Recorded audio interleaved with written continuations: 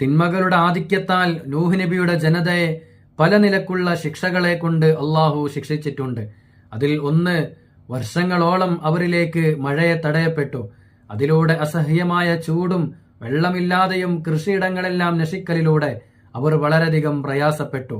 ഈ ശിക്ഷയെ നേരിടാൻ കഴിയാതെ അവർ നൂഹ് നബിയോട് സഹായാഭ്യർത്ഥന നടത്തിയപ്പോൾ നൂഹ് നബി അവരോട് പറഞ്ഞത് പരിശുദ്ധ ഖുർആനിൽ അള്ളാഹു പറയുന്നുണ്ട്, ഇസ്തഗ്ഫിറൂ റബ്ബക്കും ഇന്നഹു കാന ഗഫാറ യുർസിലിസ് സമാ അലൈക്കും മിദ്റാറ. നിങ്ങൾ അള്ളാഹുവിനോട് പാപമോചനം നടത്തുക, അള്ളാഹു വളരെയധികം മാപ്പ് നൽകുന്നവനാണ്. എന്നാൽ അള്ളാഹുവിന്റെ മഴ നിങ്ങൾക്ക് സമൃദ്ധമായി ലഭിക്കും എന്നാണ്.